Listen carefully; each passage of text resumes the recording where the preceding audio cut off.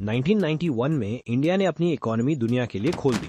Banks अचानक बहुत aggressive हो गए, नए नए प्रोडक्ट्स लॉन्च होने लगे, अकाउंट्स डिजाइन होने लगे और देखते ही देखते एक पूरा फाइनेंशियल सिस्टम खड़ा हो गया, सिर्फ एक कॉमन आदमी के लिए। लेकिन एक कड़वा सच ये है कि किसी ने उस कॉमन आदमी को ये सब कभी विस्तार से समझाया ही नहीं। दशकों बाद आज वही कॉमन आदमी, जो अब शायद आपके पिता हैं, आपके बड़े भाई हैं या शायद आप खुद हो, अभी भी एक ही अकाउंट में सब कुछ डाले बैठा है। वो दिन रात मेहनत कर रहा है, पैसे बचा रहा है, लेकिन फिर भी सोच रहा है कि पैसा ग्रो क्यों नहीं हो रहा। दोस्त, ये सिर्फ किस्मत की बात नहीं है, ये एक नॉलेज गैप है जो जनरेशन से चला आ रहा है। हम अक्सर लॉस अवर्जन के शिकार होते हैं। हमें डर लगता है कि पैसा डूब ना जाए, इसलिए हम उसे सबसे सेफ दिखने वाले रास्ते पर छोड़ देते हैं, बिना ये जाने कि वो रास्ता हमें कहीं ले जा भी रहा है या नहीं। इस वीडियो के अंत तक आपको हर मेजर इंडियन बैंकिंग अकाउंट पूरी तरह समझ आ जाएगा। वो क्या करता है, किसके लिए बना है और आप उस अकाउंट को अपने फायदे के लिए कैसे हैक कर सकते हो। चलिए शुरू करते हैं बिल्कुल बेसिक से। Number 1, savings account, the waiting room. सबसे पहले बात करते हैं उस अकाउंट की जो हम सबके पास है। सेविंग्स अकाउंट को आप एक वेटिंग रूम की तरह समझिए। ये वो जगह है जहां आपका पैसा थोड़ी देर के लिए रुकता है, कहीं और जाने से पहले। ये अकाउंट पूरी तरह सेफ है, आप जब चाहें पैसा निकाल सकते हैं और ये आपकी लाइफ का फाइनेंशियल रिमोट कंट्रोल है। आज के दौर में यूपीआई पेमेंट्स करना, इलेक्ट्रिसिटी बिल्स भरना या किसी इमरजेंसी में तुरंत कैश निकालना, ये सब इसी अकाउंट की वजह से मुमकिन है। जब आपको लिक्विडिटी चाहिए होती है तो सेविंग्स अकाउंट से बेहतर कोई और चीज नहीं है। लेकिन यहाँ एक बड़ा ट्रैप है। सेविंग्स अकाउंट में इंटरेस्ट बहुत कम मिलता है, सिर्फ 3 से 4% तक। इसे हम ऑक्सीजन मनी कहते हैं। जीने के लिए सांस लेना जरूरी है, पर आप ऑक्सीजन को स्टोर करके अमीर नहीं बन सकते। साइकोलॉजिकली इस अकाउंट में बड़ा बैलेंस देखकर हमें एक फॉल्स सिक्योरिटी महसूस होती है। हमें लगता है हम अमीर हो रहे हैं, लेकिन असल में इन्फ्लेशन नाम का चोर पीछे के दरवाजे से आपकी वेल्थ चोरी कर रहा है। अगर महंगाई 6% की रफ्तार से बढ़ रही है और बैंक आपको 3% दे रहा है, तो आप हर साल 3% गरीब हो रहे हैं। इसलिए सेविंग्स अकाउंट को सिर्फ एक ट्रांजिट पॉइंट की तरह इस्तेमाल करें, स्टोरेज टैंक की तरह नहीं। Second is current account, business का पेट्रोल। अब मान लीजिए आपको कोई स्टार्टअप या बिजनेस शुरू करना है। यहां आपको एक करंट अकाउंट की जरूरत पड़ेगी। ये एक ट्रांजिट स्टेशन की तरह काम करता है। बिजनेस के लिए ये हाई ऑक्टेन पेट्रोल है। इसमें ट्रांजैक्शंस की कोई लिमिट नहीं होती, जो हर बिजनेस की सबसे बेसिक रिक्वायरमेंट है। इसका सबसे बड़ा फीचर ये है कि आपके ट्रांजैक्शंस के बेसिस पर ही बैंक आपको बिजनेस लोन और ओवरड्राफ्ट जैसी सुविधाएं देता है। ये आपके काम की रफ्तार को रोकने नहीं देता, लेकिन याद रहे, इसमें इंटरेस्ट बिल्कुल नहीं मिलता, बिल्कुल जीरो। ये अकाउंट पैसा सेव करने के लिए बना ही नहीं है।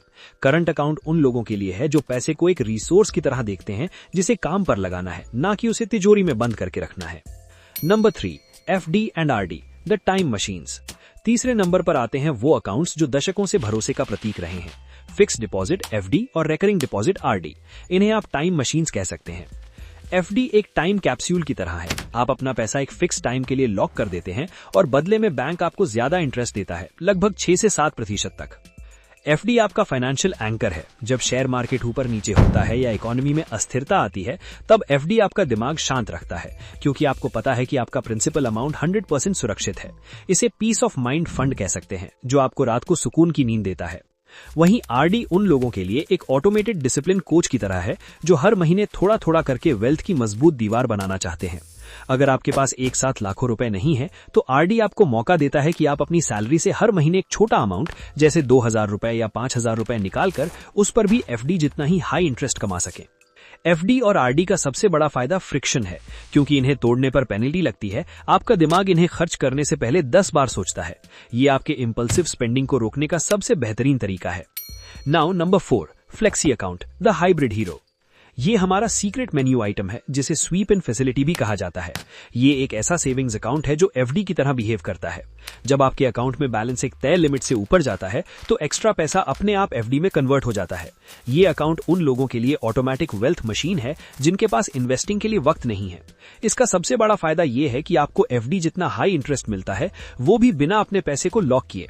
अगर आपको अचानक 50,000 रुपए की जरूरत पड़ी और आपके सेविंग्स में सिर्फ 10,000 रुपए हैं, तो बैंक खुद ब खुद आपकी स्वीप इन एफडी से पैसे निकाल कर आपको दे देगा। आपको कोई फॉर्म नहीं भरना, कोई चक्कर नहीं काटना। ये लिक्विडिटी और हाई रिटर्न्स का एक परफेक्ट बैलेंस है। लेकिन यहाँ कैच ये है कि हर बैंक की अपनी अलग थ्रेशोल्ड लिमिट होती है। अगर आपने ध्यान नहीं दिया तो शायद आपका पैसा कभी स्वीप ही ना हो और आप कम इंटरेस्ट पर ही अटके रहें। Number 5, capital gains account, the tax shield. Imagine कीजिए, आपने अपना एक पुराना प्लॉट या घर बेचा, आपको उससे बहुत बड़ा प्रॉफिट हुआ। अब सरकार को इस पर टैक्स चाहिए, लेकिन आपका प्लान ये है कि आपको ये पैसा किसी नए घर में इन्वेस्ट करना है। यहाँ काम आता है कैपिटल गेन्स अकाउंट। ये आपके लिए एक लीगल सेफ हाउस है। अगर आपने प्रॉपर्टी बेची है और आप तुरंत नया घर नहीं खरीद पा रहे क्योंकि सही जगह ढूंढने में वक्त लगता है, तो ये अकाउंट आपको टैक्स बचाने का सुनहरा मौका देता है। जब तक पैसा इस अकाउंट में है, सरकार आप पर कैपिटल गेन्स टैक्स नहीं लगाएगी। ये आपको वो बाइंग टाइम देता है जो बड़े फाइनेंशियल डिसीजंस के लिए बहुत जरूरी है।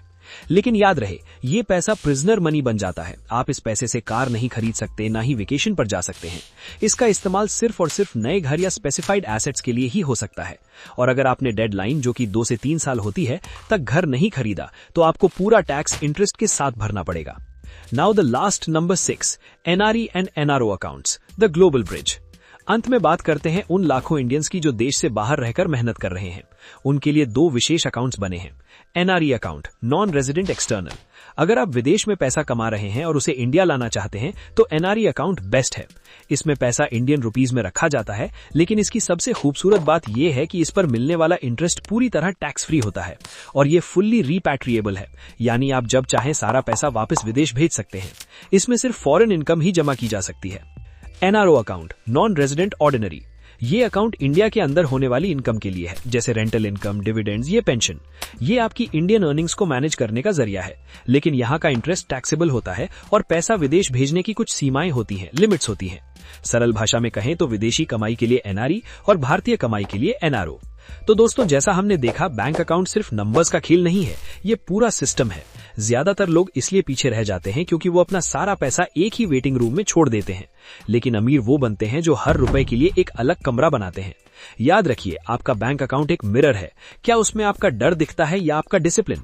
अब पुराने तरीकों से मैराथन दौड़ना बंद कीजिए और सही टूल्स का इस्तेमाल कीजिए। वेल्थ सिर्फ कमाई से नहीं, बल्कि एक सही सिस्टम से बनती है।